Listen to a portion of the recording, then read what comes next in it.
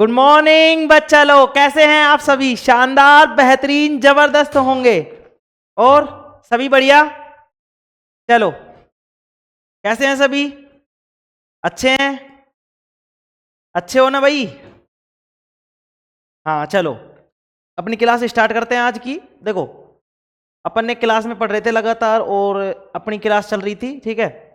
अपन ने क्या क्या पढ़ा था, मैंने तुम्हें बताया था कि मैं अब जो बताऊंगा वो तुम्हें रासायनिक अभिक्रियाओं के प्रकार बता रहा हूँ। रासायनिक अभिक्रिया के प्रकार में हम पढ़ चुके थे, ठीक है। क्या क्या पढ़ चुके थे हम? रासायनिक अभिक्रिया के प्रकार में हम संयोजन अभिक्रिया पढ़ चुके थे, वियोजन अभिक्रिया पढ़ चुके थे, वियोजन अभिक्रिया के प्रकारों के बारे में पढ़ चुके थे। वियोजन अभिक्रिया के मैंने तीनों प्रकार बताए थे तुम्हें। कौन कौन से बताए थे? सबसे पहले मैंने जो बताया था वो बताया था मैंने ऊष्मीय या तापीय वियोजन। उसके बाद में कौन सा बताया था? उसके बाद में मैंने बताया था विद्युतीय वियोजन। और तीसरा मैंने बताया था प्रकाशीय वियोजन। उसके बाद में मैंने कौन सी चीज की स्टार्ट की थी? फिर हमने पढ़ा था कौन सा? ऊष्मक्षेपी अभिक्रिया, ठीक है। इतनी चीजें हो पाई थी। चलो देखो, सबसे पहले मैंने संयोजन अभिक्रिया बताई। संयोजन अभिक्रिया ऐसी अभिक्रिया होती है जिसमें क्या होते हैं, दो या दो से अधिक अभिकारक मिलकर एकल उत्पाद का निर्माण करते हैं। वो क्या कहलाती थी? अपने संयोजन अभिक्रिया कहलाती थी। क्या कहलाती थी? संयोजन अभिक्रिया।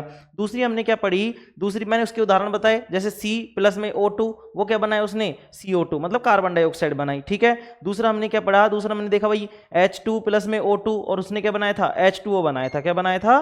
H2O बनाया था, ठीक है। अब देखो, उसके बाद में हमने वियोजन अभिक्रिया के बारे में पढ़ा। किसके बारे में पढ़ा? वियोजन अभिक्रिया के बारे में। वियोजन अभिक्रिया क्या होती है? वियोजन अभिक्रिया एक ऐसी अभिक्रिया होती है, वियोजन अभिक्रिया एक ऐसी अभिक्रिया होती है जिसमें एकल अभिकारक, जिसमें क्या होता है? एकल अभिकारक टूटकर क्या बनाता है? दो या दो से अधिक उत्पाद बनाता है। दो या दो से अधिक उत्पाद बनाता है, ठीक है। आवाज आ रही है सभी को? चलो, ठीक है। दो या दो से अधिक उत्पाद बनाता है, क्या कहलाती है? वियोजन अभिक्रिया कहलाती है। और मैंने तुम्हें यह बताया था कि वियोजन अभिक्रिया को अपघटन अभिक्रिया भी कहते हैं, ठीक है। ठीक है, चलो उसके बाद में मैंने तुम्हें बताया किस तरीके से कि जैसे हम वहां पे संयोजन में H2+ में O2 और उसको हम क्या बना रहे थे? H2O बना रहे थे। जैसे समझो, जैसे यहाँ पे क्या कर रहे थे हम कि यहाँ पे H2+ में O2 है ना, और फिर इसको क्या बन रहा था? ये बन रहा था हमारे पास H2O। तो ये तो कौन सी थी? ये थी सर संयोजन। कौन सी थी? संयोजन अभिक्रिया थी। कौन सी थी? संयोजन अभिक्रिया, ठीक है। वियोजन अभिक्रिया में क्या हो रहा था? इसका उल्टा हो रहा था। इसका उल्टा मतलब H2+ में, मतलब H2O था। ये क्या था? H2O। और ये जब टूट रहा था तो किसमें बन रहा था? ये H2+ में O2, इस तरीके से। तो ये क्या हो गई थी? वियोजन अभिक्रिया हो गई थी। क्या हो गई थी? वियोजन अभिक्रिया। चलो अब एक चीज और देखेंगे, ठीक है। एक चीज क्या देखनी है तुम्हें कि जब भी हम किसकी बात कर रहे होंगे, जब भी हम किसकी बात कर रहे होंगे, जब हम वियोजन अभिक्रिया की बात कर रहे होंगे। किसकी बात कर रहे होंगे? वियोजन अभिक्रिया की बात कर रहे होंगे। हाँ, जब हम वियोजन अभिक्रिया की बात कर रहे होंगे तो वियोजन अभिक्रिया में क्या देखेंगे हम? वियोजन अभिक्रिया में ये देख रहे होंगे कि इसमें जो अभी देखो, हाँ, वियोजन अभिक्रिया कौन सी? वैद्युत वियोजन। वैद्युत वियोजन के लिए हमेशा याद रखेंगे कि जो वैद्युत वियोजन होता है उसमें केवल जल का ही अपघटन कर रहे होते हैं हम। किसका कर रहे होते हैं? जल का ही अपघटन कर रहे होते हैं हम। यहाँ पे मेन चीज पूछ रहे हैं। कई बार वो क्या देगा हमें? बहुत सारी वियोजन अभिक्रिया दे देगा और वो पूछ लेगा कि वैद्युत अपघटन का प्रकार कौन सा है, वैद्युत अपघटन प्रकार की अभिक्रिया कौन सी है। तो तुम्हें ये याद रखना होगा, ये ध्यान में रखना होगा कि वो कौन सी अभिक्रिया है। वो सर कौन सी अभिक्रिया होगी? वैद्युत अपघटन अभिक्रिया होगी, ठीक है। वियोजन अभिक्रिया में वैद्युत अपघटन अभिक्रिया, ठीक है। अब देखो कौन कौन सी की बात की तुमने? तापीय या ऊष्मीय या तापीय वियोजन। ऊष्मीय या तापीय वियोजन, उसके बारे में मैंने बताया था तुम्हें क्या कि एक ऐसी वियोजन अभिक्रिया, एक ऐसी वियोजन अभिक्रिया जिसमें हम क्या करते हैं? किसी पदार्थ को तोड़ने के लिए, किसी पदार्थ को तोड़ने के लिए किसको काम में लेते हैं? ताप को या ऊष्मा को काम में लेते हैं। वो क्या कहलाती है? तापीय वियोजन कहलाती है। दूसरी चीज हमने क्या पढ़ी? दूसरी चीज हमने पढ़ी बेटा, दूसरी चीज हमने पढ़ी, दूसरा हमने पढ़ा क्या? विद्युतीय वियोजन। विद्युतीय वियोजन मैंने बताया कि वह वियोजन अभिक्रिया जिसमें किसी पदार्थ को तोड़ने के लिए, वह वियोजन अभिक्रिया जिसमें किसी पदार्थ को तोड़ने के लिए हम विद्युत का प्रयोग करते हैं। विद्युत का क्या लेते हैं? विद्युत को क्या लेते हैं? काम में लेते हैं, विद्युत का प्रयोग करते हैं, ठीक है। जब विद्युत उपयोग में ली जाती है उसको हम क्या कहते हैं? विद्युतीय वियोजन कहते हैं। क्या कहते हैं? विद्युतीय वियोजन कहते हैं, ठीक है। चलो विद्युतीय वियोजन में मैंने तुम्हें बताया कि विद्युतीय वियोजन की एक प्रोसेस होती है। उस प्रोसेस में हमने क्या देखा हमने कि हमने उसको समझा। क्या समझा? उसका प्रैक्टिकल था, एक प्रैक्टिकल का मतलब प्रयोग था। उसमें हमने क्या किया, एक बीकर लिया, उस बीकर में हमने 2 छेद किए, 2 छेद करके हमने उसमें ग्रेफाइट की छड़ें लगाई। ठीक है, ग्रेफाइट की छड़ों को लगाकर हमने उसमें रबर का कोर्क लगा दिया। ठीक है, उनको स्थापित करने के लिए रबर के कोर्क लगाने के बाद में हमने दोनों जो इलेक्ट्रोड थे, जो 2 इलेक्ट्रोड थे ग्रेफाइट के मतलब कार्बन के, ठीक है, मैंने ये बताया था कि कार्बन का अपर रूप क्या होता है, ग्रेफाइट होता है। ठीक है, तो कार्बन के अपर रूप बोल दो या ग्रेफाइट के अपर रूप बोल, मतलब कार्बन के इलेक्ट्रोड बोल दो या ग्रेफाइट के इलेक्ट्रोड बोल दो, दोनों एक ही बात है। ठीक है, हमने उनमें से क्या किया, हमने उनमें से एक क्या किया, टर्मिनल निकाले। क्या निकाले? टर्मिनल निकाले, और उन टर्मिनलों को हमने एक बैटरी की सहायता से और एक कुंजी की सहायता से जोड़ दिया था। जो इलेक्ट्रोड थे उनके ऊपर हमने क्या लगा दी थी, 2 परखनलियां लगा दी थी। क्या लगा दी थी बेटा? 2 परखनलियां लगा दी थी, और उसमें हमने क्या डाल दिया था, पानी डाल दिया था। क्या डाल दिया था? पानी। और उस पानी में हमने 2-3 बूंदे तनु सल्फ्यूरिक अम्ल की डाल दी थी। किसकी डाल दी थी?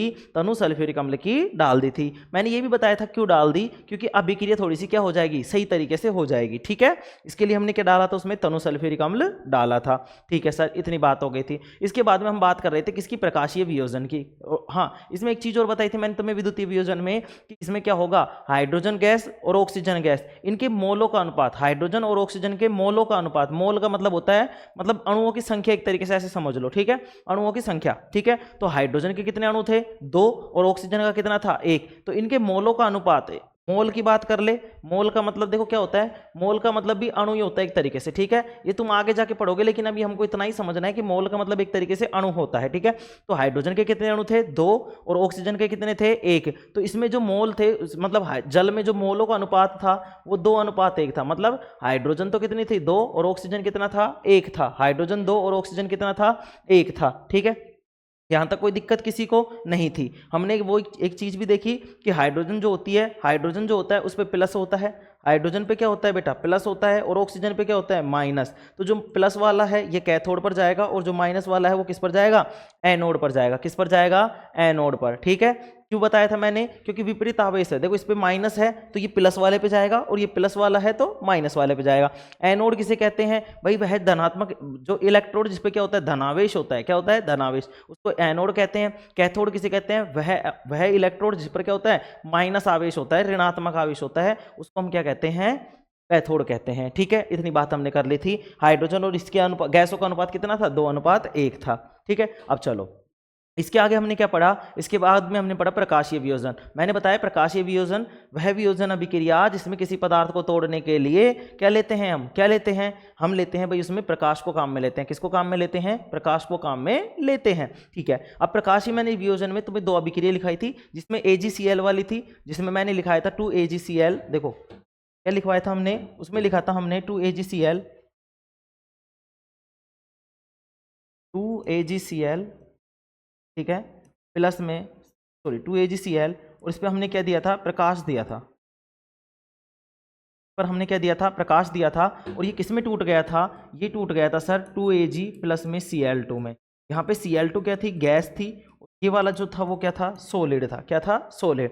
इस तरीके से मैंने बताई थी। ये क्या था? Silver chloride. क्या था? Silver chloride. ये क्या हो गया? जब हमने प्रकाश दिया तो ये 2 भागों में टूट गया, एक तो सिल्वर में बदल गया और एक क्लोराइड में बदल गया। सिल्वर में और क्लोरीन गैस में, सिल्वर में और क्लोरीन गैस में बदल गया। अब देखो दूसरा एक और था हमारे पास 2AgBr, 2AgBr। इस पर भी हमने क्या डाला था? प्रकाश डाला था। क्या डाला था? प्रकाश डाला था। ठीक है, प्रकाश डाला था, और प्रकाश डालकर क्या हो गया था? यहाँ पे भी क्या हुआ था? 2Ag, ये क्या था? सॉलिड, प्लस में क्या बन गया? Br2। क्या बन गया? Br2। और ये क्या थी? Br2 यहाँ पे गैस थी। क्या थी? गैस थी। क्या थी? गैस। ठीक है, चलो देखेंगे आगे। आगे देखेंगे, आगे क्या देखेंगे भाई? आगे हम देखेंगे ये वाली चीज हमने पढ़ ली थी, प्रकाशीय वियोजन। मैंने ये बताया था कि ये जो वाली अभिक्रिया है ये किस में काम में ली जाती है? श्याम श्वेत फोटोग्राफी में काम में ली जाती है। किस में काम में ली जाती है? श्याम श्वेत फोटोग्राफी में काम में ली जाती है। ठीक है, श्याम श्वेत फोटोग्राफी में काम में ली जाती है। मतलब ब्लैक एंड व्हाइट जो फोटोग्राफी होती है उसमें हम किसको काम में लेते हैं? इस वाली अभिक्रिया को काम में लेते हैं। इसमें हम क्या करते हैं? AgBr होता है। कैमरे में क्या होता है? AgBr, मतलब जब ब्लैक एंड व्हाइट फोटोग्राफी करते हैं तो वहां पे क्या होता है? AgBr होता है। जब हम उस पर प्रकाश डालते हैं तो ब्रोमीन गैस बाहर निकल जाती है, और सिल्वर से क्या हो जाती है? हमारी फोटोग्राफी बन जाती है। ठीक है, यहां तक की बात हो चुकी थी। अब देखो एक लाइन और लिखाई थी मैंने नोट करके कि जो ये सिल्वर क्लोराइड है, जो सिल्वर क्लोराइड है, ये शुद्ध अवस्था में, ये शुद्ध अवस्था में कैसे रंग का होता है? सफेद रंग का होता है। लेकिन अभिक्रिया के बाद में जब इसका प्रकाशीय वियोजन हो जाता है तो यह किस रूप में बदल जाता है? किसके रूप में बदल जाता है? यह इसका रंग कैसा हो जाता है? इसका रंग सर धूसर हो जाता है, मटमैला हो जाता है, मिट्टी की तरह हो जाता है। ठीक है, इतनी बात आ गई समझ में? आ गई समझ में? चलो आगे देखते हैं। इसके बाद में हमने क्या देखा था? इसके बाद में हमने ऊष्मक्षेपीय अभिक्रिया देखी थी। उस ऊष्मक्षेपीय अभिक्रिया में मैंने बताया था, ऊष्मक्षेपीय अभिक्रिया ऐसी अभिक्रिया होती है, मतलब ऐसी अभिक्रिया होती है जिसमें उत्पाद के साथ साथ ऊष्मा भी उत्पन्न होती है। ठीक है, उसको क्या कहते हैं? ऊष्मक्षेपीय अभिक्रिया कहते हैं। ठीक है, और हमने इसमें क्या उदाहरण देखा था? इसमें हमने क्या उदाहरण देखा था कि हमने क्या था, हमारे पास कैल्शियम ऑक्साइड था। क्या था? Calcium oxide. ठीक है, देखो इस तरीके से ये था हमारे पास कैल्शियम ऑक्साइड, प्लस में हमने क्या किया था, इसमें डाला था जल, और जल डालने के बाद में हमारे पास बना था CaOH का होल ट्वाइस, और इसमें क्या निकली थी हमारे पास? ऊर्जा या ऊष्मा निकली थी। ठीक है, इसको बोलते थे हम क्या? ऊष्मक्षेपी अभिक्रिया। अब मैं कल एक नोट लिखवा रहा था, वहां से अपन स्टार्ट करेंगे। अब आज की क्लास यहाँ से स्टार्ट है। ठीक है, कल का मैंने पूरा रिवाइज करा दिया, कल का परसों का जो भी था, अब हम आगे स्टार्ट करेंगे। ठीक है, चलो लिखेंगे सभी, नोट डाल के लिखेंगे श्वसन भी एक ऊष्मक्षेपी अभिक्रिया है। नोट डाल के लिखेंगे श्वसन भी एक ऊष्मक्षेपी अभिक्रिया है, या फिर ऐसे लिखेंगे अभी पहले कि ऊष्मक्षेपी अभिक्रियाओं के उदाहरण, ऊष्मक्षेपी अभिक्रियाओं के उदाहरण, हेडिंग डालेंगे ऊष्मक्षेपी अभिक्रियाओं के उदाहरण, ऊष्मक्षेपी अभिक्रिया के उदाहरण। पहला लिखेंगे प्राकृतिक गैस का दहन, प्राकृतिक गैस का दहन। ठीक है, ये पहली चीज है। इसकी अभिक्रिया मैंने कल लिखा दी थी तुम्हें, CH4 जो गैस थी, मीथेन गैस थी, उसकी अभिक्रिया लिखाई थी अपन ने CH4 के साथ, मतलब किसका? ऑक्सीजन की अभिक्रिया करवाई थी। तो उसके बाद में हमको क्या मिली थी? मतलब हमको ऊष्मा मिली थी, मतलब उसमें ऊर्जा मिली थी। ठीक है, चलो आगे देखेंगे। दूसरा क्या है? शाक सब्जियों,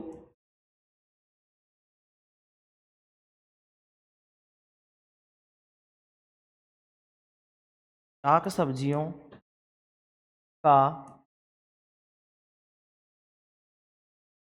अपघटन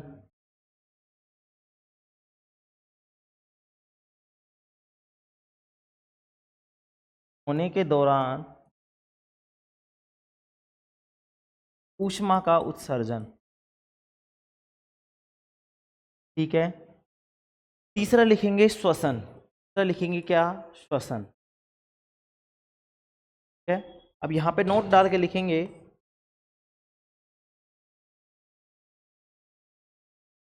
यहां पे लिखेंगे श्वसन भी, श्वसन, श्वसन एक प्रकार की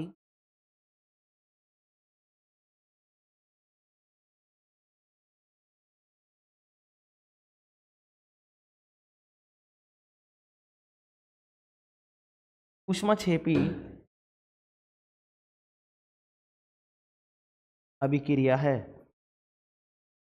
क्या है? एक प्रकार की ऊष्मक्षेपी अभिक्रिया है। देखो इसमें क्या होगा, देखो पहली बात तो ये चीज यहाँ से प्रश्न ओनली इतना से पूछता है कि श्वसन किस प्रकार की अभिक्रिया है, तो हमें याद होना चाहिए कि श्वसन क्या है? ऊष्मक्षेपी प्रकार की अभिक्रिया है। कैसी अभिक्रिया है? ऊष्मक्षेपी प्रकार की अभिक्रिया है। ठीक है, देखो श्वसन कैसी अभिक्रिया है? ऊष्मक्षेपी प्रकार की अभिक्रिया है। ठीक है, ये वाली चीज यहाँ से ओनली इतना ही पूछेगा ये। ठीक है, कि श्वसन किस प्रकार की अभिक्रिया है? ऊष्मक्षेपी प्रकार की। लेकिन मैं तुम्हें ये भी बताऊंगा कि श्वसन ऊष्मक्षेपी प्रकार की किस प्रकार है। ठीक है, इसकी अभिक्रिया और होती है, इसकी अभिक्रिया को लिखेंगे, फिर अपन क्या करेंगे इसके बारे में थोड़ा सा मैं तुम्हें बताता हूं। ठीक है, चलो इसमें लिखेंगे अपने पास क्या होता है भाई, अपन जब खाना खाते हैं तो हमारे पास होती है ग्लूकोज C6H12O6 तो बोलते हैं ग्लूकोज। क्या बोलते हैं? ग्लूकोज बोलते हैं। ठीक है, C6H12O6। अब उसके अलावा हम क्या लेते हैं? हम क्या लेते हैं बताओ? हम क्या लेते हैं? हम लेते हैं ऑक्सीजन। क्या लेते हैं? ऑक्सीजन। क्या लेते हैं? ऑक्सीजन। ऑक्सीजन ले ली। जब ये ऑक्सीजन ले लेते हैं तो हमारे पास क्या होता है, देखो समझेंगे भाई। हम क्या करते हैं? खाना खाते हैं, खाने में हम क्या लेते हैं भाई? खाने में हम क्या लेते हैं? खाने में हम लेते हैं क्या? मतलब खाना खाया हमने, खाने में हमने कार्बोहाइड्रेट लिया, कार्बोहाइड्रेट ले लो, उसको ग्लूकोज भी बोलते हैं, ठीक है। तो हमने ग्लूकोज लिया, ग्लूकोज लेने के बाद में, ग्लूकोज का मतलब वो नहीं होता कि मतलब तुमने वो ग्लूकोज वाली पुड़िया ले ली, नहीं, खाने में क्या होते हैं, कार्बोहाइड्रेट होते हैं, ठीक है। अभी हम छठे चैप्टर जब पढ़ रहे होंगे तो उसमें हम पढ़ेंगे कि कार्बोहाइड्रेट, वसा, प्रोटीन, ये क्या होते हैं, भोजन के मुख्य पोषक तत्व होते हैं जो हमको पोषण देते हैं। तो यहाँ पे क्या होगा, जब हम खाना खाते हैं तो हम क्या लेते हैं, ग्लूकोज लेते हैं। खाने को मतलब क्या मानेंगे हम, ग्लूकोज, ठीक है। तो खाना क्या होता है, ग्लूकोज होता है एक तरीके से, क्योंकि हमको क्या मिलती है, उससे ऊर्जा मिलती है। जब ग्लूकोज पीते हो तो उससे भी क्या मिलती है, एनर्जी, और जब खाना खाते हैं तो उससे भी क्या मिलती है, ऊर्जा मिलती है, एनर्जी मिलती है। तो यहाँ पे देखेंगे C6H12O6, ये वाली चीज आपको याद होनी चाहिए, ग्लूकोज का सूत्र है ये। किसका सूत्र है, ग्लूकोज का सूत्र है C6H12O6, C6H12O6, ठीक है। ये क्या है, ग्लूकोज का सूत्र है। ये क्या है, ऑक्सीजन। ऑक्सीजन क्या, हमने खाना खा लिया, अब हम सांस ले रहे हैं कि नहीं ले रहे। जब हम सांस लेंगे तो हम क्या बता, देखो अब हम सांस ले रहे हैं तो क्या ले रहे हैं, ऑक्सीजन ले रहे हैं। अब बाहर क्या निकालेंगे सर, कार्बन डाइऑक्साइड निकालेंगे, कार्बन डाइऑक्साइड निकालेंगे। प्लस में क्या बनेगा, प्लस में सर H2O बनेगा, प्लस में क्या बनेगा, ऊर्जा बनेगा सर, क्या बनेगा, ऊर्जा बनेगा, क्या बनेगा, ऊर्जा बनेगा। देखो ऊर्जा बोल दो या ऊष्मा बोल दो, ठीक है। अगर ऊर्जा बन रही है तो भी ऊष्माक्षेपी है, और एनर्जी मतलब ऊष्मा बन रही है तो भी ऊष्माक्षेपी है, और ऊर्जा बन रही है तो भी क्या है, ऊष्माक्षेपीय अभिक्रिया है, ठीक है। चलो अब देखो, अब इसको क्या करेंगे, हम संतुलित करेंगे। क्या करेंगे, संतुलित। देखो यहाँ पे जो ये CO2 होती है वो क्या होती है, एक्वस होती है, जलीय विलयन में होती है। H2O भी क्या होता है, एक्वस होता है और एनर्जी होती है। यहाँ पे ये क्या होती है, O2 गैस होती है, और ये क्या है, पूरा का पूरा ये सॉलिड होता है, ठीक है। क्या होता है, सॉलिड होता है, क्या होता है, सॉरी सॉलिड नहीं, ये भी एक्वस होता है, क्या होता है, एक्वस होता है, AQ, ठीक है, AQ, ठीक है, AQ एक्वस। और ये ऑक्सीजन क्या होती है, गैस होती है, ठीक है। सॉरी एक मिनट, H2 लिक्विड होता है।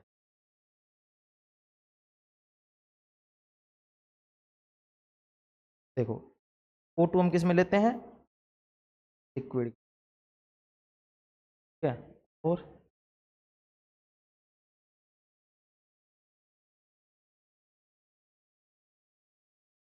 ये होता है लिक्विड, ठीक है। देखो देखो भाई यहाँ पे क्या होगा, सारी देखो C6H12O6, इसको ध्यान में रखेंगे, इसको ग्लूकोज बोलते हैं, ग्लूकोज का सूत्र है भाई ये। और ये वाली अभिक्रिया याद कर लेंगे अच्छे तरीके से, ठीक है, स्टार लगा लेंगे, डबल स्टार लगा लेंगे, ये पूछता है बार बार, ठीक है। तो ग्लूकोज की अभिक्रिया मतलब ग्लूकोज क्या होता है, C6H12O6, ठीक है। इसकी अभिक्रिया किससे होती है, ऑक्सीजन से होती है। देखो यहाँ पे भी ये जलीय विलयन है, और यहाँ पे भी क्या है, जलीय विलयन, ठीक है। अब इसकी अभिक्रिया में जब हम ये करवाएंगे तो क्या मिलेगा हमको पास, कार्बन डाइऑक्साइड मिलेगा और H2O मिलेगा, मतलब जल मिलेगा। जल किस अवस्था में है, लिक्विड अवस्था में है, और हमको क्या मिलेगी, एनर्जी मिलेगी। क्या मिलेगी, एनर्जी। अब जब इसको संतुलित करेंगे तो 6 अणु यहाँ पे लग जाएंगे और 6 अणु यहाँ पर लग जाएंगे, ठीक है। और 6 ही अणु कहाँ पे लग जाएंगे, 6 6 6 दूनी 12, 12, ठीक है। ये 6 यहाँ भी लग जाएगा, ठीक है। तो ये हो गई पूरी की पूरी अभिक्रिया। ये श्वसन की अभिक्रिया है, किसकी अभिक्रिया है, ये श्वसन की अभिक्रिया है। एक बार सभी उतारेंगे, फिर मैं इसके बारे में थोड़ा सा समझाता हूँ।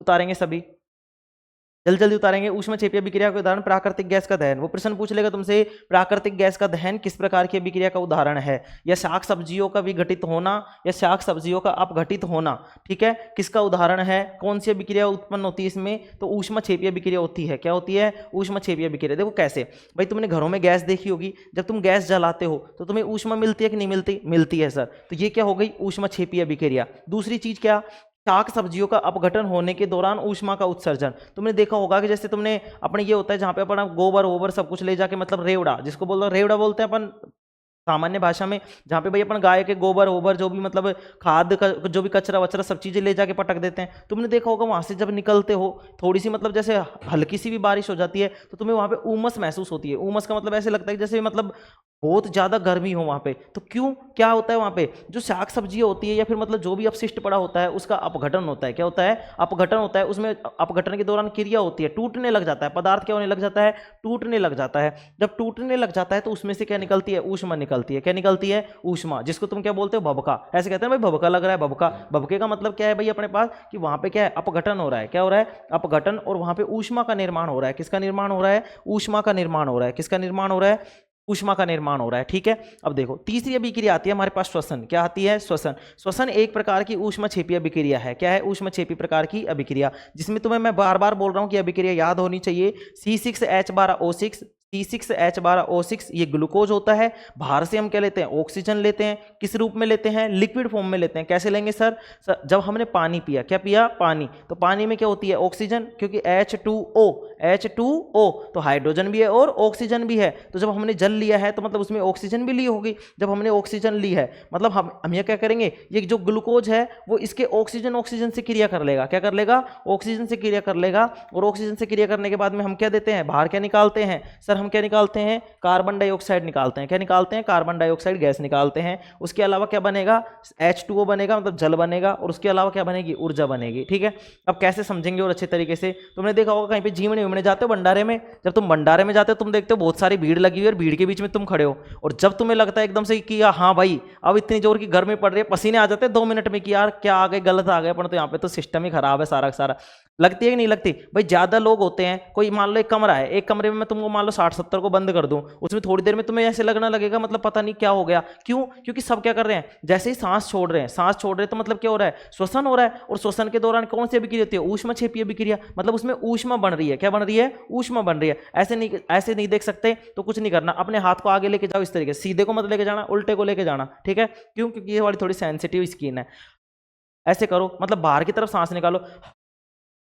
देखो गर्म लग रही है, गर्म लग रही है मतलब क्या है, इसमें से ऊष्मा आ रही है। क्या आ रही है, ऊष्मा, मतलब ऊष्मा उत्पन्न हो रही है। श्वसन में क्या हो रही है, ऊष्मा उत्पन्न हो रही है। अब देखो क्या करते हैं अपन, क्या करते हैं जब खाना खाते हैं, अपन क्या करते हैं, खाना खाते हैं तो खाने के रूप में हम क्या लेते हैं। देखो अगर वो पूछ ले श्वसन एक ऊष्मक्षेपी प्रकार की अभिक्रिया है, समझाइए, तो देखो ये पूछता नहीं है, लेकिन फिर कैसे समझाना अपन को कि भाई श्वसन भी एक ऊष्मक्षेपी अभिक्रिया है। तो इसमें लिखेंगे कि जब हम खाना खाते हैं, क्या खाते हैं, खाना, जब खाना खाते हैं तो हमें कार्बोहाइड्रेट या ग्लूकोज के रूप में हम खाना, मतलब जो भी लेते हैं, जो भी खाना लेते हैं वो कार्बोहाइड्रेट या ग्लूकोज के रूप में होते हैं। तथा हम क्या करते हैं, वातावरण से ऑक्सीजन गैस लेते हैं। इन दोनों की जब अभिक्रिया होती है, इन दोनों की क्या होती है, जब अभिक्रिया होती है तो कार्बन डाइऑक्साइड का गैस का निर्माण होता है तथा जल बनता है तथा ऊर्जा का उत्सर्जन होता है। इसलिए हम कह सकते हैं कि श्वसन क्या है, एक प्रकार की ऊष्मक्षेपी अभिक्रिया है। देखो इस चीज को ऐसे याद रखना है भी। ठीक है, मैं क्यों नहीं लिखा रहा, मैं इसलिए नहीं लिखा रहा क्योंकि पूछता बहुत कम है, वो इतने ही पूछता है कि श्वसन कौन सी अभिक्रिया है, किस प्रकार की अभिक्रिया है। ठीक है, देखो तो क्या करना है भाई, C6H12O6 ग्लूकोज, ये वाली अभिक्रिया भी लिख के आनी है। जब वो पूछे ना श्वसन के बारे में तो ये वाली अभिक्रिया जरूर लिख के आनी है। इसमें क्या करेंगे, C6H12O6 ग्लूकोज होता है सर, और ग्लूकोज को कार्बोहाइड्रेट बोलते हैं, जो कि अपन को गेहूं खाने से मिलता है, मतलब अनाज खाने से मिलता है। जब हमने अनाज खाया और बाहर से हमने सांस ली, तो जब सांस ली और मतलब जो ग्लूकोज था वो दोनों जब आपस में अभिक्रिया करते हैं तो कार्बन डाइऑक्साइड गैस बनाते हैं तथा जल बनाते हैं और ऊर्जा बनाते हैं। ठीक है, आ गई बात समझ में, ठीक है सर, तो ये वाली चीज हो गई यहां तक। चलो आगे बढ़े, आगे बढ़ते हैं। देखो अब लिखेंगे ऊष्मशोषी अभिक्रिया। क्या लिखेंगे, ऊष्मशोषी अभिक्रिया।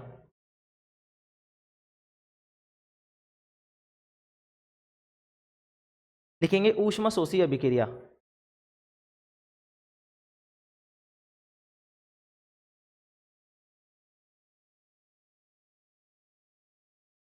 ऊष्मशोषी अभिक्रिया में लिखेंगे वह रासायनिक अभिक्रिया या वह अभिक्रिया, इसमें लिखेंगे वह अभिक्रिया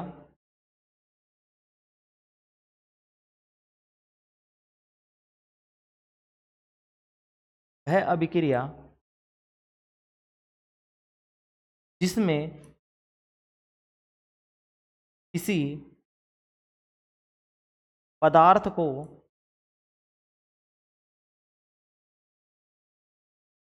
तोड़ने के लिए या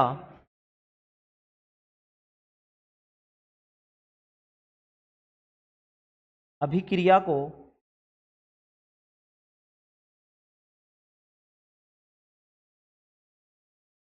एक मिनट में लिखेंगे वह अभिक्रिया जिसमें किसी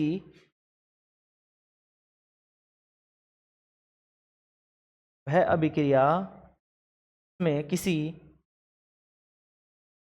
पदार्थ को तोड़ने के लिए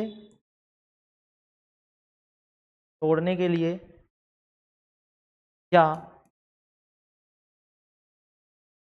अभिक्रिया को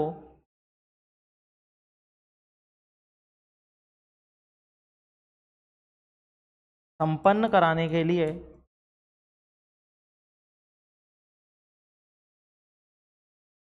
अभिक्रिया को संपन्न कराने के लिए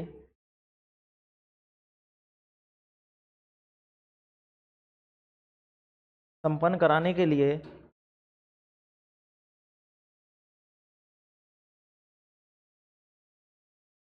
बाह्य ऊर्जा, बाह्य ऊर्जा या ऊष्मा की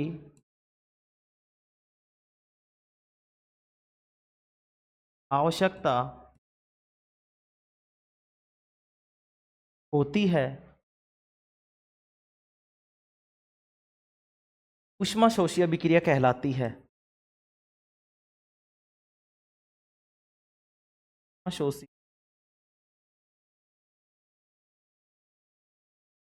अभिक्रिया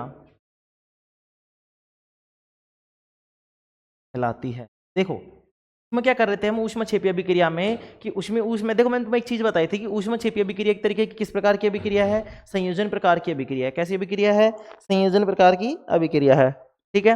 दूसरा मैंने क्या बताया कि जो वियोजन, जो अपने पास कौन सी अभिक्रिया है, ऊष्मशोषी अभिक्रिया है, ये किस प्रकार की अभिक्रिया है? वियोजन प्रकार की। क्यों? क्योंकि इसमें पदार्थ को तोड़ने के लिए हम बाहर से ऊष्मा या ऊर्जा देते हैं। बाहर से कह देंगे या तो ऊष्मा देंगे या किसी प्रकार की ऊर्जा देंगे। तो ऐसी क्या कहलाती है? ऐसी अभिक्रिया ऊष्मशोषी अभिक्रिया कहलाती है। मतलब ऊष्मा को शोषण करने वाली, ऊष्मा का शोषण करने वाली। इसको हमने बाहर से दी, इसने ऊष्मा को ले लिया, मतलब उसका ग्रहण कर लिया, उसको शोषण कर लिया।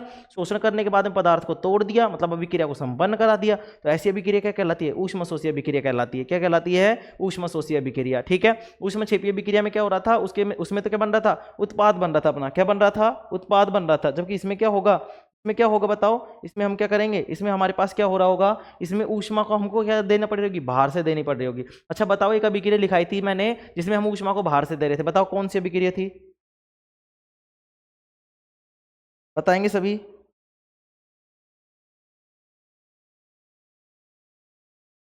बताओ कौन सी अभिक्रिया थी? बताएंगे सभी? चलो देखते हैं अपन। ठीक है।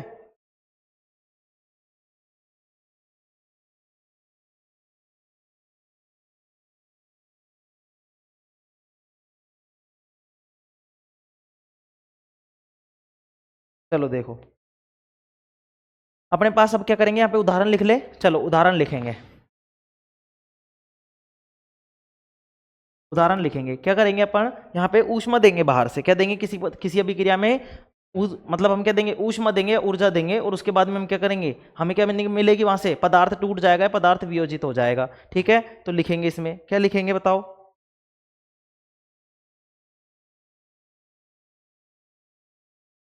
देखो लिखेंगे भाई सभी। इसमें क्या करेंगे हम? FeSO4 लेंगे। क्या लेंगे? FeSO4। ठीक है। FeSO4 लेंगे और इस FeSO4 को क्या करेंगे? तोड़ेंगे। ठीक है। हम क्या देंगे इसको? क्या देंगे इसको? ऊष्मा देंगे। क्या देंगे? ऊष्मा। ठीक है। जब ऊष्मा देंगे तो ये बन जाएगा Fe2O3, Fe2O3 प्लस में SO2 प्लस में SO3। ठीक है। चलो देखो,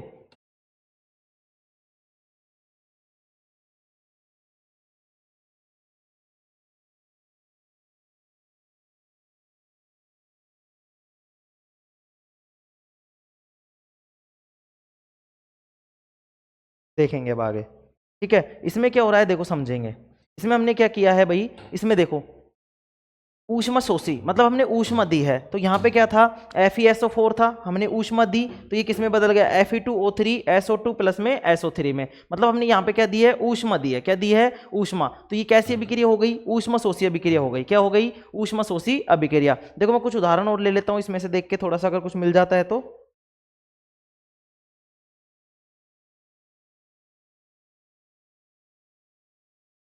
चलो देख लेते हैं, कुछ उदाहरण होंगे तो। ठीक है। हाँ एक उदाहरण और है।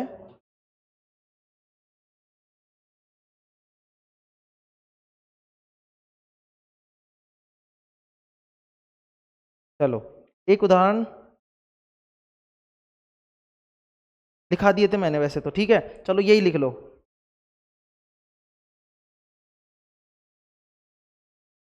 ठीक है। देखो इतना ही काफी है, एक ही काफी है। ठीक है। चलो आगे बढ़ते हैं अपनी। ठीक है। आगे क्या लिखेंगे अपन इसमें? देखो भाई लिखा दिए थे मैंने, जितने भी तुम्हारी किताब के थे वो तो मैंने सारे लिखा दिए तुम्हें। ठीक है ना। चलो यहाँ पे 2 और लिख लो, ये संतुलित हो जाएगी। ठीक है, चलो अब देखो ये अभिक्रिया में क्या हुआ था, ऊष्मशोषी अभिक्रिया क्या होती है? ऊष्मशोषी अभिक्रिया ऐसी अभिक्रिया होती है जिसमें हम क्या करते हैं, किसी भी पदार्थ को तोड़ने के लिए बाह्य रूप से ऊर्जा या ऊष्मा देते हैं, वो क्या कहलाती है?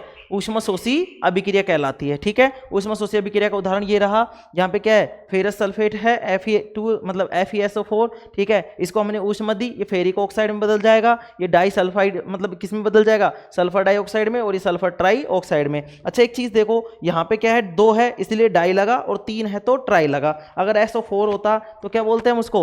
मतलब जैसे इसको क्या बोल रहे हैं, सल्फर डाइऑक्साइड, सल्फर ट्राइऑक्साइड, वहां पे बोलते हैं sulphur tetra oxide, sulphur tetra oxide. ठीक है, आ गई बात समझ में? चलो अब आगे बढ़ते हैं। आगे कौन सी अभिक्रिया थी? आगे सर हमारे पास जो अभिक्रिया थी वो थी विस्थापन अभिक्रिया। कौन सी अभिक्रिया थी? विस्थापन अभिक्रिया। हेडिंग डालेंगे सभी, विस्थापन अभिक्रिया, और इसमें लिखेंगे तो बोलते हैं डिस्प्लेसमेंट रिएक्शन। ठीक है, विस्थापन अभिक्रिया, विस्थापन अभिक्रिया। ठीक है, इसमें लिखेंगे विस्थापन अभिक्रिया में वह अभिक्रिया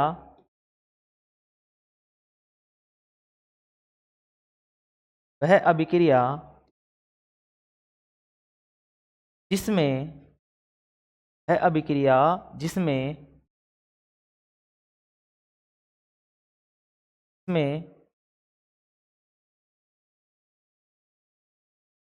अधिक क्रियाशील तत्व, वह अभिक्रिया जिसमें अधिक क्रियाशील तत्व, अधिक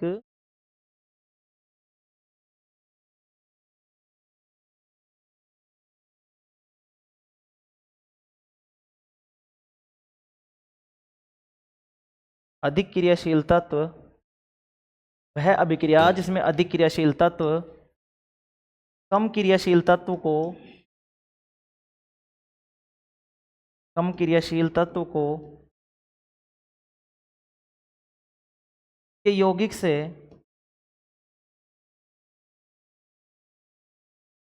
से विस्थापित कर देता है, विस्थापित कर देता है, वह अभिक्रिया जिसमें अधिक क्रियाशील तत्व कम क्रियाशील तत्व को उसके यौगिक से क्या कर देता है? विस्थापित कर देता है। उसे हम क्या कहते हैं? ठीक है, उसे हम क्या कहते हैं? विस्थापन अभिक्रिया कहते हैं, विस्थापन अभिक्रिया कहते हैं। ठीक है, चलो अब देखो मैं यहाँ पे कुछ लिख रहा हूं, अभी इसको उतारेंगे नहीं। ठीक है, चलो मैं यहाँ पे लिख रहा हूं,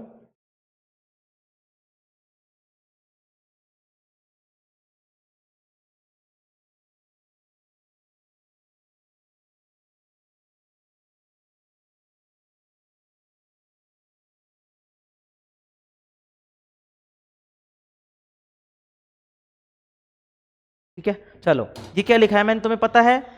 तुम बोलोगे हाँ सर मुझे पता है, हमें पता है, अच्छे तरीके से पता है। आपने ये वो ट्रिक सी जो सक्रियता श्रेणी की बताई थी। हाँ भाई, ये सक्रियता श्रेणी की है। क्यों बता रहा हूं मैं इसमें? क्योंकि हमने देखो परिभाषा में क्या लिखा है, परिभाषा में हमने लिखा है कि वह अभिक्रिया जिसमें अधिक क्रियाशील तत्व कम क्रियाशील तत्व को उसके यौगिक से विस्थापित कर देता है, उसके यौगिक से क्या कर देता है? विस्थापित कर देता है, विस्थापन अभिक्रिया कहलाती है, विस्थापन अभिक्रिया कहलाती है, विस्थापन अभिक्रिया कहलाती है। चलो अब विस्थापन अभिक्रिया में देखो अधिक क्रियाशील तत्व कम क्रियाशील तत्व ये सारी चीजें आ गई। अगर अब ये कम क्रियाशील तत्व अधिक क्रियाशील तत्व आए हैं तो हमें ये तो पता होना चाहिए ना भाई कि क्या क्या है, ये क्या क्या है। अधिक क्रियाशील तत्व का मतलब क्या है, कम क्रियाशील तत्व का मतलब क्या है? तो देखो मैं यहाँ पे उदाहरण लिख रहा हूं, क्या लिख रहा हूं? उदाहरण। ठीक है, और उदाहरण में मैं लिख रहा हूं Fe प्लस में CuSO4, ठीक है, CuSO4, तो ये बन जाएगा अपने पास क्या? ये बन जाएगा अपने पास FeSO4 प्लस में Cu, FeSO4 प्लस में Cu। अच्छा सर अब देखो क्या चीज है यहाँ पे, क्या चीज है वो समझेंगे। क्या चीज है वो समझेंगे। देखो यहाँ पे क्या है भाई, यहाँ पे हमने देखा कि देखो यहाँ पे क्या था, फेरस था, तत्व था एक, क्या था, तत्व, जो क्या है, फेरस है। क्या है, फेरस। चलो यहाँ पे क्या है, फेरस है, ठीक है भाई। पसीने आ गए, बहुत ज्यादा तेज गर्मी लग रही है। ऊपर छत पे ये रूम है तो इसमें हालत खराब हुई पड़ी है। चलो देखो, Fe, Fe ठीक है, Fe का मतलब आयरन, CuSO4 कॉपर सल्फेट, मतलब इसमें कॉपर भी है और सल्फेट भी है। यहाँ पे क्या हो गया, यहाँ पे तुमने देखा कि ये तीर किसको बता रहा था, अभिक्रिया को बताता है। सर आपने बताया था कि जो तीर का निशान होता है ये अभिक्रिया के होने को बताता है। किसको बताता है, अभिक्रिया के होने को बताता है।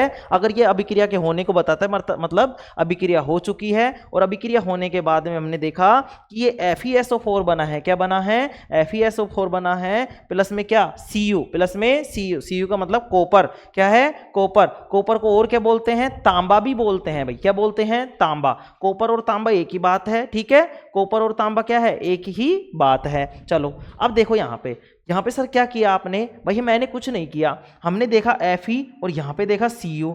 अब ये बताओ कि इसमें, पहले तो ये बताओ कि जो सक्रियता श्रेणी होती है इसमें हम जो पदार्थ होते हैं, जो भी धातुएं होती हैं, उनको हम क्रियाशीलता के घटते हुए क्रम में लिखते हैं या बढ़ते हुए क्रम में लिखते हैं। बताओ किस में लिखते हैं, बताओ किस में लिखते हैं, सभी बताएंगे, बताएंगे भी सभी किस में लिखते हैं। देखो मैं धीरे धीरे क्यों पढ़ा रहा हूँ, क्योंकि आज डिमांड थी किसी की कि सर आप मतलब थोड़ा तेज पढ़ाते हो, थोड़ा धीरे पढ़ाओगे तो बच्चों को स्टॉपेज मिलेगा और बच्चे अच्छे से समझ पाएंगे। क्या है, जल्दी थोड़ा तेज बोलते हो तो मतलब थोड़ा सा क्या है, और बच्चे जो थोड़ा मतलब माइंड थोड़ा उनका थोड़ा जैसे धीमा चलता है, मान लो, ऐसा नहीं है भाई तुम समझ लोगे यार हमारा चलता दिखा, नहीं ऐसा नहीं है। कई कई क्या होता है, समझने में थोड़ा टाइम लगता है, ठीक है। तो मैं चाहता हूँ कि धीरे धीरे बोलो, जिससे उनके माइंड में धीरे धीरे बात चली जाए, ठीक है। धीरे धीरे मैं रूटीन को बढ़ाता जाऊंगा, लेकिन अभी क्या है, थोड़ा सा स्पीड में अभी नहीं चल सकते, ठीक है। चलो देखो, मुझे सबका ध्यान रखना है भाई, ऐसा नहीं मुझे इंटेलिजेंट को देखना है, नहीं, मुझे सबको लेके चलना है, ठीक है। चलो यहाँ पे Fe था, अच्छा यहाँ पे Fe देखो कहाँ पे है सर, यहाँ पे Fe ये रहा, Fe यहाँ पे है सर, Fe है यहाँ पे। अच्छा दूसरा क्या था, यहाँ पे कॉपर था,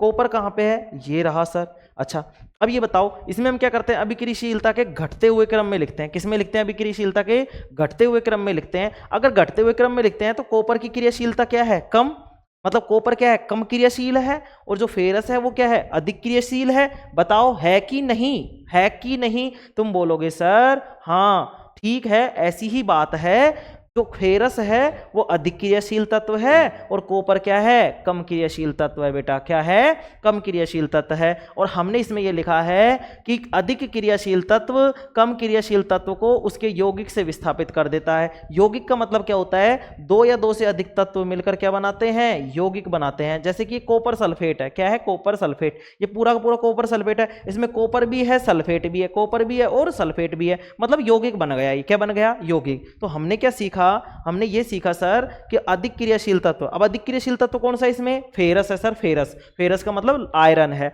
ये क्या करेगा फेरस, इस कॉपर सल्फेट के विलयन से इस SO4 को मतलब क्या कर देगा, कॉपर को क्या कर देगा, अलग कर देगा। देखो मतलब क्या बोला इसने, वह अभिक्रिया जिसमें अधिक क्रियाशील तत्व, अधिक क्रियाशील तत्व का मतलब फेरस कम क्रियाशील तत्व को मतलब कॉपर को उसके यौगिक से विस्थापित कर देता है। मतलब कॉपर को क्या कर देगा, ये अलग कर देगा। जैसे समझो भाई, इधर जैसे मान लो एक तो मैं खड़ा हूं, एक मेरे पास मान लो ये छुटकू सा आदमी खड़ा है, छुटकू सा मतलब समझ लो इस तरीके से, ठीक है। गुरुजी कैसा आदमी है, ये मान लो एक्स वाला आदमी है, वहां समझते हो ना, मान लिया कि एक्स आदमी है, क्या है, एक्स आदमी, ठीक है। चलो देखो, अगर ये एक्स आदमी है तो देखो क्या है भाई, एक्स आदमी है। अब ये मान लो मैं इसको धक्का दूं, इसको क्या दूं, धक्का। तुम कहोगे सर धक्का देने से खिसक जाएगा भाई, ये खिसक जाएगा क्या, बताओ। तुम बोलोगे सर पता नहीं खिसकेगा कि नहीं खिसकेगा। तो जैसे मान लो मैं हूं, ठीक है, अब मुझे क्या करना है, इसको खिसकाना है, ये खिसक गया, खिसक गया, ये इधर खिसक गया, खिसक गया। मतलब इसको, मतलब इसमें क्या है, ये अधिक क्रियाशील तत्व या कम क्रियाशील है, सर क्रियाशील तो कम ही है। क्यों, क्योंकि सारी क्रियाएं तो मैं कर रहा हूं भाई, मजबूत कौन हुआ, मैं। इसी तरीके से इनमें भी चलता है, धातुओं में भी, धातुओं में भी क्या चलता है, इस चीज का लफड़ा चलता है। क्या चलता है, लफड़ा। लफड़े का मतलब इनके लफड़ा चलता रहता है भाई, कि भाई कौन अधिक क्रियाशील है, कौन कम क्रियाशील है। तो इसमें क्या होता है कि ये वाली जो चीज होती है, फेरस जो होता है अधिक क्रियाशील तत्व है, और कॉपर क्या है, कम क्रियाशील तत्व है। ये कॉपर सल्फेट का विलयन है, मतलब यौगिक है। ये फेरस क्या करेगा, इस कॉपर को इस पूरे यौगिक से विस्थापित कर देगा, मतलब कॉपर को तो अलग कर देगा, जो कि सर ये रहा। एक मिनट, ठीक है, यहां पे देखो, हाँ देखो समझेंगे। अब यहाँ पे क्या हुआ, ये कॉपर को तो कर दिया सर अलग, और ये क्या किया, अब इसने बोला भाई ये देखो ऐसे जैसे मियाँ बीवी का मतलब पति पत्नी है, जैसे मान लो हस्बैंड वाइफ है, और क्या बोलते हैं उनको, हबी बेबी बेबी, कौन कौन सा क्या है सिस्टम है ना, वो ये है, ये हबी बेबी ऐसे समझ लो। अब भाई ये देखो SO4 के ऊपर माइनस, के ऊपर के प्लस प्लस, ठीक है, तो Cu प्लस है। अब देखो यहाँ पे क्या हुआ, ये Fe भी क्या है, प्लस है।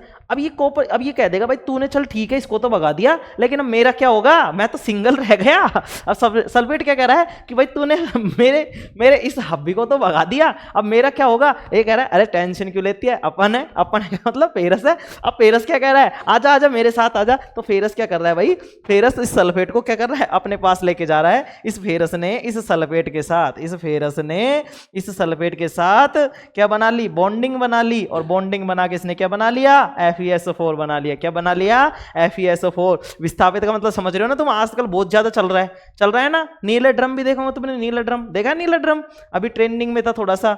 वो मतलब जैसे उसमें मतलब पति पत्नी होते हैं, वो अपने मतलब बॉयफ्रेंड के साथ मतलब अलग तरीके से रिलेशन में रहती है, और पति का ही खात्मा कर दिया जाता है, नीले ड्रम में भर देते हैं। शादियों में मीम बन गया उसका। क्या मीम बन गया पता है तुम्हें, पता है क्या, नीले ड्रम। घर से मैंने सारे नीले ड्रम हटवा दिए, है ना। चलो देखो नीले रंग से लिख रखा है मैंने ये सारी चीजें, है ना। चलो देखो समझ में आया यहाँ पे क्या किया हमने, यहाँ पे हमने क्या किया पता चला। देखो क्या किया भाई हमने, देखो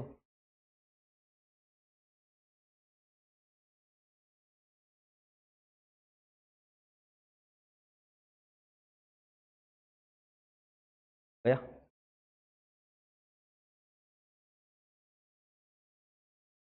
देखो यहाँ पे हमने क्या किया, चलो देखो यहाँ पे हमने क्या किया, जो फेरस था इसने सल्फेट के साथ क्या बना लिया। जैसे देखो कॉपर सल्फेट क्या था, यौगिक था। यौगिक का मतलब दो या दो से अधिक तत्व। जैसे कि अपने पास क्या, मैंने किससे उदाहरण से समझाया, तुम्हारे हबी और बेबी वाला सिस्टम, मतलब पति पत्नी वाला सिस्टम। एक में क्या, एक तो पति है और एक क्या है, पत्नी है, पति है और पत्नी है। अब ये क्या हुआ, ये मजबूत आदमी है, इसने इसके पति को क्या कर दिया, विस्थापित कर दिया। क्या कर दिया, विस्थापित कर दिया। जब इसने इसके पति को विस्थापित कर दिया तो सल्फेट कह रहा है भाई मैं कहाँ जाऊंगी, मैं कहाँ जाऊंगी। तो ये कह रहा है फेरस, अरे तो टेंशन क्यों लेती है, अपन जिंदाबाद है। तो भाई साहब फेरस जी सल्फेट को लेके क्या बन गए, FeSO4 बना लिया, मतलब विस्थापन कर दिया इसका क्या कर दिया, कॉपर का बेचारे का विस्थापन कर दिया। इसलिए कहता हूं बेटा मजबूत बनो। मजबूत का कैसे बनोगे, तब पढ़ोगे लिखोगे बनोगे महान ना। अब उल्टा मत करना, कोई किसी का ये लिख दो कमेंट में कि नहीं सर ऐसा नहीं होता, उल्टा होता है। चलो आगे विस्थापन अभिक्रिया समझ में, विस्थापन अभिक्रिया आगे समझ में। चलो और देख लेते हैं अगर कोई विस्थापन अभिक्रिया और है तो इसमें। चलो एक और है, चलो देख लेते हैं। देखो एक और उदाहरण ले लेते हैं अपन, ठीक है। चलो इसको मैं सही से लिख दूं, चलो समझ में आया ना भाई। देखो अब मैं इसको सही से लिख रहा हूं, Fe प्लस में क्या था, CuSO4। ये क्या बना था अपने पास, FeSO4 प्लस में क्या बना था, Cu। चलो ठीक है, ये पहला उदाहरण था। दूसरा उदाहरण हम जिंक का ले रहे हैं, Zn प्लस में CuSO4, ठीक है। अब देखो बताओ जिंक और कॉपर में कौन अधिक क्रियाशील है, सर वही अभी वही देखेंगे हम, सक्रियता श्रेणी याद होनी चाहिए। सक्रियता श्रेणी उसमें देखा था हमने, केदारनाथ का माली, आलू जरा, जरा का मतलब ये क्या है, अधिक क्रियाशील तत्व है, अधिक क्रियाशील तत्व है। ये क्या है भाई, जिंक क्या है, अधिक क्रियाशील तत्व है, और कॉपर क्या है, कम क्रियाशील तत्व है। तो अभी क्या करेगा, जिंक भी अब अपना ये सल्फेट को तो पता नहीं कौन कौन लेके जाएगा, है ये कॉपर सल्फेट के पास से पता नहीं कौन कौन लेके जाएंगे, कितने बॉयफ्रेंड है इसके। चलो यहाँ पे जिंक क्या है बेचारा, अधिक क्रियाशील है, बेचारा तो नहीं है भाई, अधिक है तो क्रियाशील। तो जिंक क्या है, अधिक क्रियाशील तत्व है, और कॉपर क्या है बेटा, कम क्रियाशील तत्व है, ठीक है। जिंक क्या है, अधिक क्रियाशील तत्व है, और कॉपर क्या है, कम क्रियाशील तत्व है। तो कॉपर कम क्रियाशील तत्व है तो जिंक क्या करेगा, इसके देगा लात, लात देके बेचारे को यहां भेज देगा कि तू तेरे काम संभाल और यहां से निकाल दिया इसको, फ्री कर दिया। अब बचा क्या अपने पास, जिंक। सल्फेट कह रहा है भाई मेरा भी देख ले कुछ, देखेंगे, देखने का तो लिए तो बैठा है जिंक और फेरस इसीलिए तो बैठे हैं। तो इन्होंने कहा देख लेंगे, ले आ जाओ। तो चल दिए भाई ZnSO4, ZnSO4। तो बताओ कोई दिक्कत है इसमें किसी को। देखो यहाँ पे एक चीज समझेंगे, क्या चीज समझेंगे, देखो मजाक की बात है, मजाक में, ठीक है ना भाई, कोई सीरियस नहीं लेगा। किसी के हब्बी फब्बी हो, पता नहीं हो ये नीले ड्रम वाली मेरे पास आ जाए, मतलब तूने कैसे दिया, है ना। तो ऐसा कुछ नहीं है, सब समझेंगे, अपना ओनली पढ़ाई का उद्देश्य है, ठीक है। देखो जिंक क्या है, यहाँ पे जिंक अधिक क्रियाशील तत्व है, और कॉपर क्या है, कम क्रियाशील तत्व है। जिंक ने क्या किया, इस मतलब कॉपर को हटा दिया और सल्फेट के साथ अपना विलयन बना लिया, मतलब यौगिक बना लिया इस तरीके से, ठीक है। यहाँ पे एक चीज समझेंगे कि यहाँ पे एक ही चीज विस्थापित हो रही है, एक यौगिक से क्या हो रहा है, एक यौगिक से ही तत्व विस्थापित हो रहा है। अब आगे देखेंगे हम, ये वाली चीज समझ में आ गई। और देख लेता हूं कोई अभिक्रिया है तो, पीबी, हाँ एक और है, तो भी लिख लेते हैं पीबी प्लस में सी यू, तीसरी है भाई अपने पास, देखो तुम्हारी किताब की लिखवा रहा हूं मैं भैया ना, पीबी प्लस में, ऐसे तो अभिक्रियाओं के अंत नहीं है, ठीक है, बहुत सारी हैं, CuCl2, ठीक है, तो ये बनाएगा PbCl2 प्लस में Cu। अब देखो, अब वही चीज याद करनी पड़ेगी तुम्हें, अब ये आ जाती है, देखो कैसे, अब यहां पे क्या होगा भाई, वो याद रखेंगे, केदारनाथ का माली आलू जरा फीके पकाता है, पकाता है का मतलब पीबी पकाता है, केदारनाथ का माली आलू जरा फीके पकाता है, कौन है जी, आगे आओ, कौन का मतलब ये रहा, पकाता का मतलब ये रहा, तो पकाता पहले आता है, पकाता का मतलब पीबी, पीबी का मतलब लैड, मैंने बताया था तुम्हें, जो सकृत श्रेणी याद नहीं है तो जिसने क्लास नहीं देखी है वो पहले की क्लास से देखेंगे, उसके बाद में ही धीरे धीरे रूटीन में आएंगे, ठीक है, एक दिन की 2 क्लासें ले लेना, कोई दिक्कत नहीं है, लेकिन पहले की क्लास से देख के ही आप इसमें आएंगे, ठीक है ना, कोशिश करना ये वाली चीज, बाकी मैं सारी चीजें एक दिन में ही, मतलब जो भी होता है मैं उसका हाथों हाथ रिवीजन करा देता हूं, ठीक है। चलो, Pb प्लस में Cu, अब यहाँ पे क्या है, Pb अधिक क्रियाशील तत्व है और Cu क्या है, कम क्रियाशील तत्व है, सर ये कम क्रियाशील तत्व है तो क्या करेगा, इस कॉपर के मारेगा लात, और ये लात पड़ते कॉपर आ जाएगा इधर, क्या आ जाएगा, कॉपर इधर, जब ये कॉपर इधर आएगा तो अपने पास बचेगा क्या, Cl2, अब Cl2 की ज्यादा दिक्कत है, Pb ने तो मार दी लात, Pb ने तो क्या कर दी, लात मार दी, लेकिन अब दिक्कत किसके है, सर इसके है Cl2 के, अब ये कह रहा है भाई मेरा भी कुछ कर ले, कर लेंगे क्या, तुझे ही लेके चलेंगे अपन, तो लैड अपना तैयार बैठा ही, लैड ने के चल अपने साथ, तो लैड जी लेके आ गए इधर PbCl2 प्लस में Cu, बताओ कोई दिक्कत, जब सक्रियत श्रेणी मैंने क्यों कराई थी, सक्रियत श्रेणी में तुम्हें ये पता चल जाएगा अधिक क्रियाशील तत्व कौन सा है और कम क्रियाशील तत्व कौन सा है, जो कम क्रियाशील तत्व है उसको तो अलग कर देगा, बाकी जो जो बचेगा उसके साथ खुद क्या कर लेगा, अभिक्रिया कर लेगा, अभिक्रिया करके और अपना क्या बना लेगा, यौगिक बना लेगा। आ गई बात समझ में, बताओ विस्थापन अभिक्रिया समझ में आई कि नहीं आई, चलो देखेंगे सभी, उतार लेंगे सभी, ठीक है, उतार लेंगे सभी, चलो आगे बढ़े, आगे बढ़े, अब लिखेंगे द्विविस्थापन अभिक्रिया, क्या लिखेंगे, द्विविस्थापन अभिक्रिया, चलो हेडिंग डालेंगे सभी, द्विविस्थापन अभिक्रिया, हेडिंग डालेंगे सभी, द्विविस्थापन अभिक्रिया,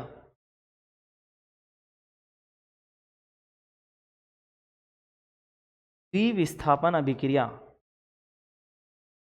द्विविस्थापन अभिक्रिया, चलो इसमें लिखेंगे, क्या लिखेंगे, वह अभिक्रिया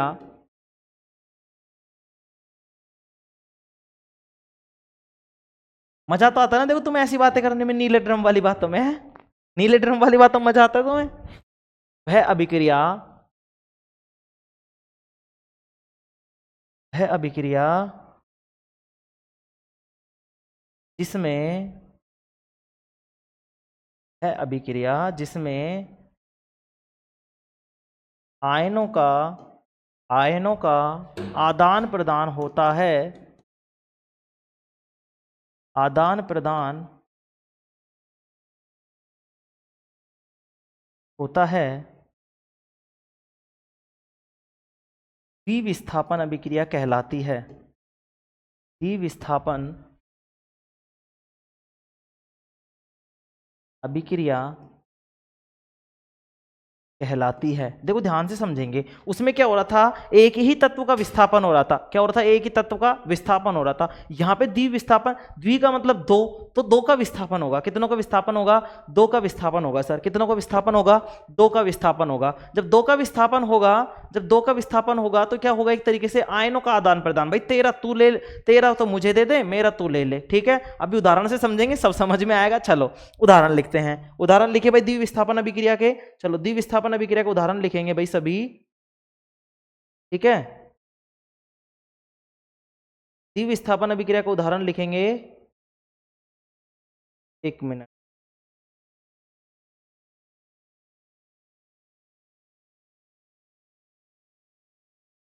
चलो द्विविस्थापन अभिक्रिया,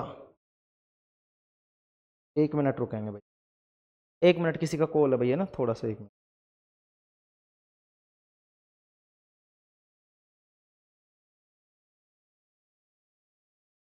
एक मिनट भाई बस,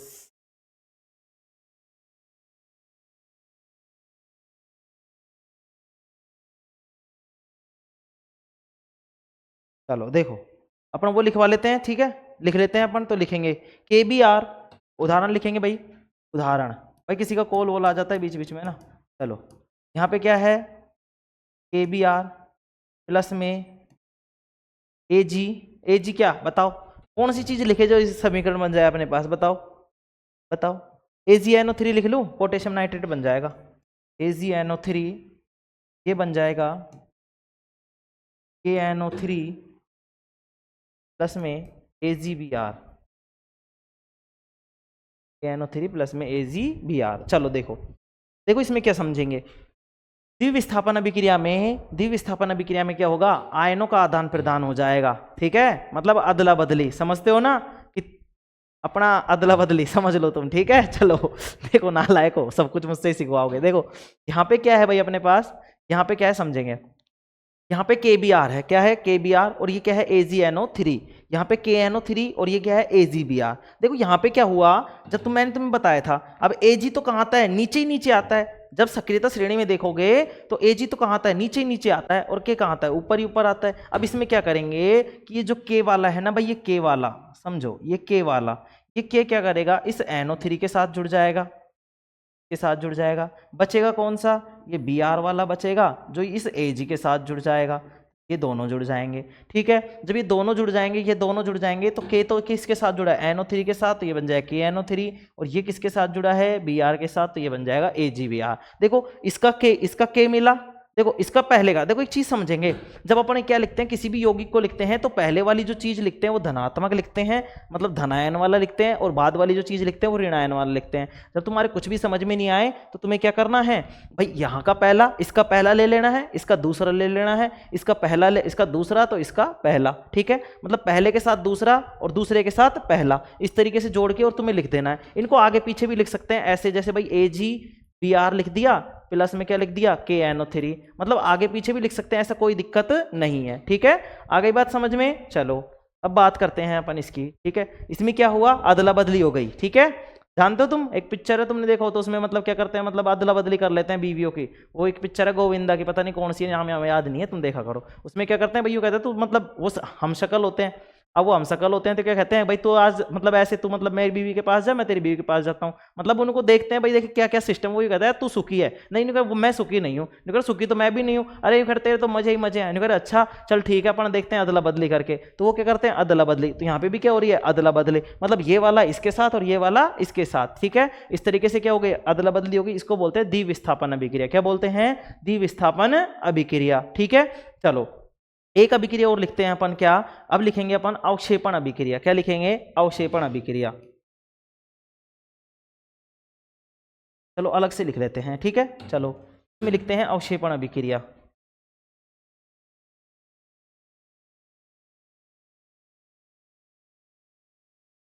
देखो एक चीज और ध्यान से समझेंगे, एक चीज और दिमाग में रखेंगे, क्या कि एक अभिक्रिया में एक से अधिक अभिक्रिया भी हो सकती हैं। जैसे अब मैं जो लिखाऊंगा तुम्हें, अब मैं जो तुम्हें लिखाऊंगा, ये द्विविस्थापन अभिक्रिया का उदाहरण भी है और अवक्षेपण अभिक्रिया का उदाहरण भी है, लेकिन हमें महत्व किसको देना है वो चीज भी डिपेंड करती है, ठीक है। अगर किसी चीज में मान लो अवक्षेप बन रहा है, अगर कोई उत्पाद की तरफ जो चीज देखेंगे हम उसमें कि भाई जैसे अवक्षेप बन रहा है, तो वहां पे हम जो प्रायोरिटी देंगे, मतलब प्राथमिकता, जिस चीज को हम पहले सोचेंगे कि हाँ भाई ये हो सकती है, वो कौन सी होगी, अवक्षेपण अभिक्रिया होगी। उसके बाद में कौन सी देंगे, द्विविस्थापन। अगर जैसे मान लो ये एब सैदा वाला प्रश्न आ जाता है कि भाई इसमें कौन सी अभिक्रिया है, इसमें कौन सी अभिक्रिया है, तो उस स्थिति में अपन क्या करेंगे, उस स्थिति में अपन ये देखेंगे कि मतलब कौन सी अभिक्रिया है या नहीं है। वहां पे तो या तो वो क्या देगा, द्विविस्थापन दे देगा या अवक्षेपण दे देगा, दोनों में से एक चीज दे देगा वो, ठीक है। चलो एक मिनट, हाँ ठीक है। देखो अवक्षेपण अभिक्रिया में लिखेंगे अवक्षेपण अभिक्रिया, अवक्षेपण अभिक्रिया, यहाँ पे लिखेंगे वह रासायनिक वह अभिक्रिया, लिखेंगे भाई सभी, वह अभिक्रिया जिसमें जिसमें उत्पाद के साथ साथ, वह अभिक्रिया जिसमें उत्पाद के साथ साथ अवक्षेप का निर्माण होता है,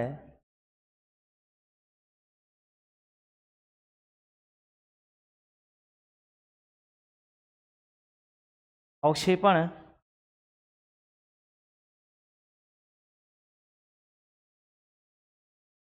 अभिक्रिया कहलाती है, अवक्षेपण अभिक्रिया कहलाती है। ठीक है, चलो देखो, अवक्षेपण अभिक्रिया कहलाती है। अब इसका उदाहरण लिखेंगे भाई, अपन इसका उदाहरण लिखेंगे, उदाहरण में लिखेंगे भाई Na2SO4, उदाहरण लिखेंगे भाई इसका उदाहरण, उदाहरण लिखेंगे Na2SO4 प्लस में BaCl2, ये बनाएगा तुम्हारे पास क्या, NaCl प्लस में BaSO4, BaSO4। ठीक है, देखो इसको संतुलित करेंगे तो यहाँ पे 2NaCl हो जाएगा, 2NaCl प्लस में BaSO4। ठीक है, कैसे पता चला मुझे कि भाई 2 लग जाएगा, क्योंकि Na कितना है 2, ठीक है, Na कितना है 2 और Cl भी कितना है 2, तो यहाँ पे हम 2 से गुना कर देंगे तो Na भी कितना हो जाएगा 2 और Cl भी कितना हो जाएगा 2 हो जाएगा। ठीक है, चलो देखेंगे इसमें,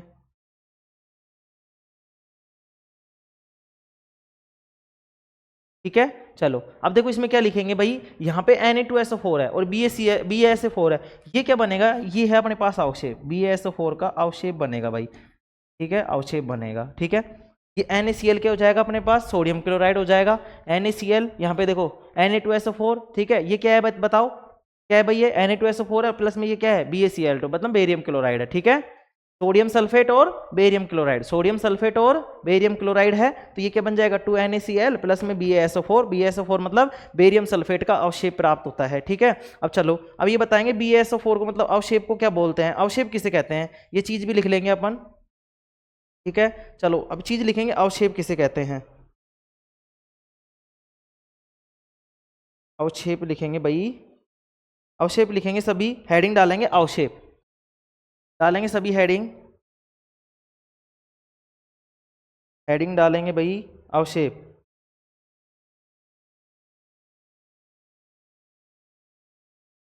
देखो हेडिंग डालेंगे अवक्षेप, किसी रासायनिक अभिक्रिया के फलस्वरूप बनने वाला वह पदार्थ जो जल में क्या होता है, अघुलनशील होता है, अविलेय होता है, क्या कहलाता है, अवक्षेप कहलाता है। क्या कहलाता है, अवक्षेप कहलाता है। अवक्षेप क्या लिखेंगे इसमें, अवक्षेप रासायनिक अभिक्रिया के दौरान,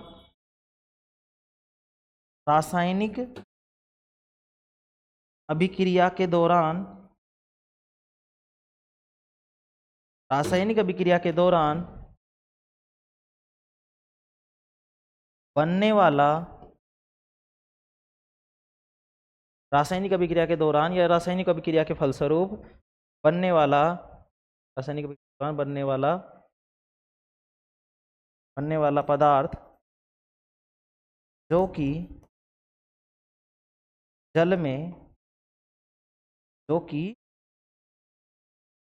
जो कि जो कि वो नहीं है ना, समझ रहे हो, जो कि जल में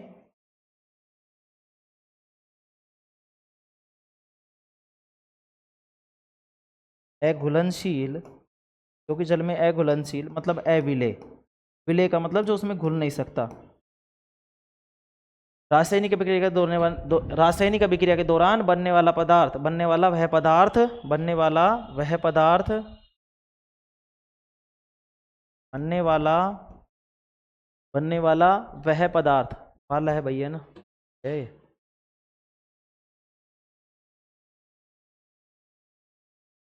वाला, क्या दिख रहा है सभी को, बनने वाला वह पदार्थ जो कि जल में क्या होता है, अघुलनशील या अविलेय होता है, अविलेय होता है, अवक्षेप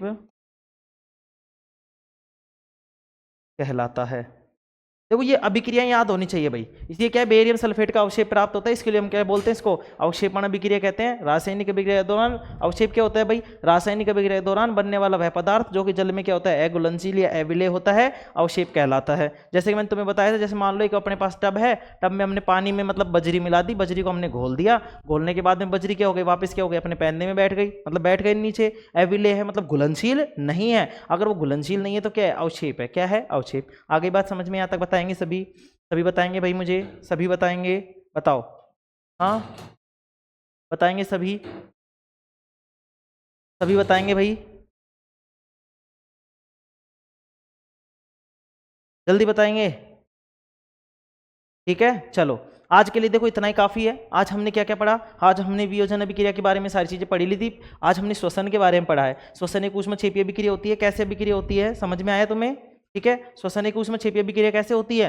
श्वसन एक ऊष्मक्षेपीय अभिक्रिया इस प्रकार होती है, क्योंकि जब हम इसमें क्या करते हैं, खाना वाना खाते हैं तो उसमें कार्बोहाइड्रेट होता है और हम क्या लेते हैं, पर्यावरण से ऑक्सीजन गैस लेते हैं। ऑक्सीजन गैस लेने के कारण उसमें क्या होता है, जो कार्बोहाइड्रेट जो ग्लूकोज ली थी उसका अपघटन होता है, मतलब वो टूटती है। टूटने के दौरान उसमें से ऊर्जा मिलती है और ऊर्जा को क्या करते हैं, हमारे शरीर काम में लेता है। कहाँ पे संचित होती है बताओ, कहाँ पे संचित होती है ऊर्जा? जो कहाँ पे संचित होती है ऊर्जा होती है माइटोकॉन्ड्रिया में। कहाँ पे? माइटोकॉन्ड्रिया में। ठीक है, माइटोकॉन्ड्रिया को क्या कहते हैं, कोशिका, मतलब हमारे शरीर की मतलब कोशिका का क्या कहते हैं, शक्ति गृह कहते हैं, मतलब ऊर्जा वहां पे हो रहती है। ठीक है, चलो उसके बाद में हमने क्या पढ़ा? उसके बाद में हमने विस्थापन अभिक्रिया पढ़ी। विस्थापन अभिक्रिया बाद में मैंने द्विविस्थापन अभिक्रिया पढ़ी। उसके बाद में मैंने अवक्षेप अभिक्रिया पढ़ी है। ठीक है, अवक्षेपण अभिक्रिया और उसमें अवक्षेप के बारे में पता चला है। ठीक है, आज के लिए इतना ही काफी। Thank you very much, take care, love you all.